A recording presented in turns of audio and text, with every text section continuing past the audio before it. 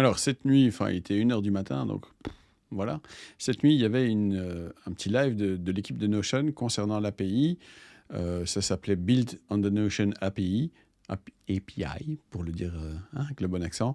Je vais vous raconter ce qu'il y avait à voir, ce qui a un peu foiré, et puis les questions qui ont été posées sur le futur de l'API. Bonjour, je m'appelle Vince, et bienvenue sur Creacity.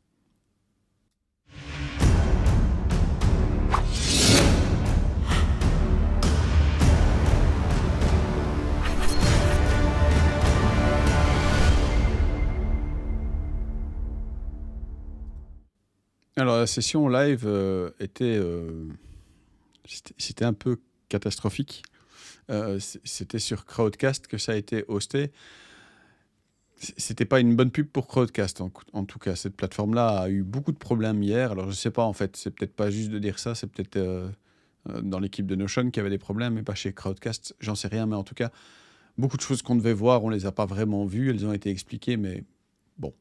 En tout cas, l'objectif qu'ils avaient, c'était de montrer un petit peu une façon d'utiliser l'API, de programmer avec l'API pour obtenir un certain résultat. Et ils ont utilisé Twitter pour ça. Et puis, bon, il y a eu tous les soucis alors, on peut dire que c'est Crowdcast ou autre chose, mais en tout cas, le code qu'on était censé voir pour comprendre ce que Lorraine était en train de faire, on ne le voyait pas, ou alors elle devait rafraîchir son écran, ou alors elle devait sortir et puis revenir. Enfin, c'était un peu catastrophique.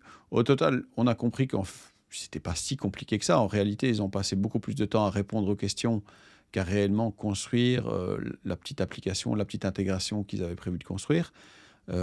Si ça vous intéresse, de toute façon, il y aura le lien en description avec l'enregistrement de ce qui s'est passé hier. Au-delà de ça, surtout, ce qui était intéressant lors de cette session, c'était la partie questions-réponses qui a suivi la démonstration un peu compliquée de Lorraine. Et là, on avait Aman et Christina. Je prends mes petites notes là en dessous voilà, pour que ça reste fluide, mais que je ne dise pas trop de bêtises. C'est possible. Et donc, voilà, ils ont parlé de plein de choses. Moi, j'ai retiré trois questions du public par rapport à ce qui s'est dit hier. La première chose, c'était sur la synchronisation entre Google Calendar et Notion. Est-ce qu'il y a moyen de faire une synchronisation des deux côtés? C'est un peu ce que moi j'ai montré dans ma vidéo là-dessus. Oui, il y a moyen de faire des deux côtés. Il faut faire attention effectivement aux boucles, donc il faut intégrer des choses. Et oui, il y a déjà des gens qui construisent des systèmes mieux foutus, déjà des systèmes tout en un. Ça arrive. Et de toute façon, les plateformes d'intégration comme Zapier, Integromat et Automate.io proposent déjà quelque chose pour faire une intégration avec Calendar de chez Google ou d'autres calendars qui ont une API d'ailleurs. Deuxième question qui était aussi intéressante d'un point de vue programmeur ou en tout cas d'un point de vue utilisateur, c'était est-ce qu'il y a moyen bientôt de faire des file uploads, donc des téléchargements de fichiers directement dans Notion grâce à l'API. C'est pas encore tout à fait parce qu'il se heurte à pas mal de problèmes concernant certains types de fichiers, mais en tout cas, c'est quelque chose sur lequel ils sont en train de travailler, donc il faut espérer que ça arrive dans un futur assez proche. C'est vrai que ce serait assez cool de pouvoir remplir la database, oui, mais en plus de pouvoir y ajouter les fichiers nécessaires.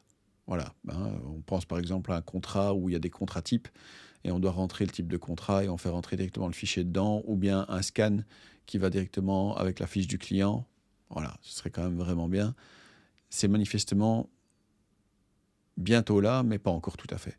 D'ailleurs, en parlant de roadmap, ils ont dit qu'ils en avaient bien une, heureusement d'ailleurs, mais qu'ils ne peuvent pas encore la rendre publique parce qu'il y a encore des choses qui doivent un peu bouger en fonction des résultats de ce qu'ils obtiennent pour l'instant avec les premiers retours qu'on leur fait sur l'API.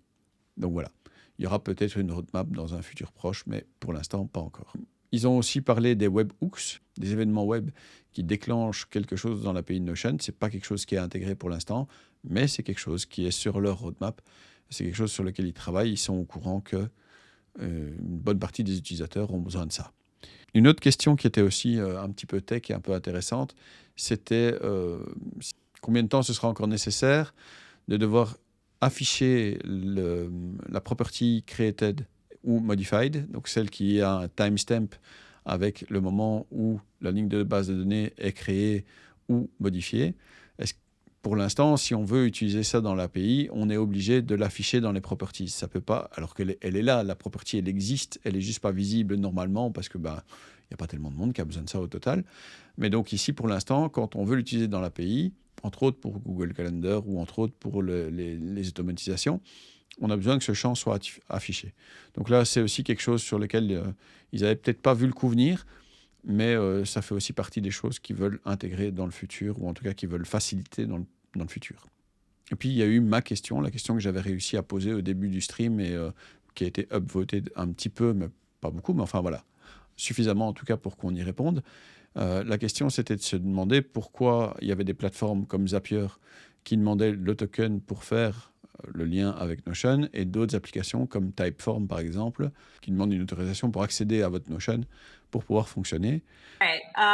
Some apps request the token, like Zap, and others, like Typeform, ask to directly connect to your Notion. Why? Which is better? Aman, I feel like you've worked with several of our partners who've made different choices. So do you want to take this one? Yeah, I can take this. Today, our OAuth flow allows for admins of Notion workspaces to auth against an integration and get a token from there. With the Zap integration, they wanted to allow any user to be able to go through the OAuth flow with the help of their admin. So they made the decision to go with the copy and paste a token-based flow until we are able to allow any user to go to the OAuth flow. Other partners like Typeform and Automate.io are currently using the OAuth-based flow, which allows for an admin to go through the flow. We recommend that if you are getting started building a public integration, you use the OAuth-based flow. We'll be making upgrades to that pretty soon, allowing admins to go through that flow multiple times, and then sometime in the future, users should go through that flow as well. Yeah. Là, la réponse, je l'ai trouvée pas super claire. Alors, peut-être parce que je ne l'ai pas comprise, mais ça m'étonnerait.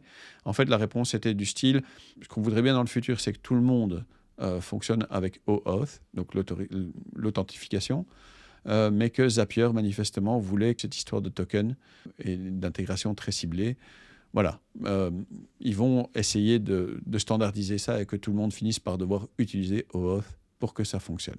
Voilà, c'est mon résumé.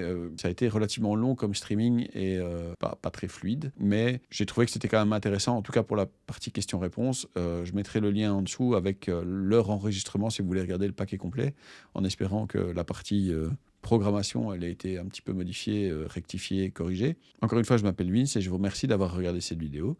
Soyez sympa dans vos commentaires parce que les trolls, c'est uniquement chouette quand ça danse, ça chante ou ça fait des câlins. N'oubliez pas de vous abonner, de commenter, de partager, d'aimer et de faire ding dang dong avec la cloche. J'espère vous revoir bientôt. Merci et au revoir.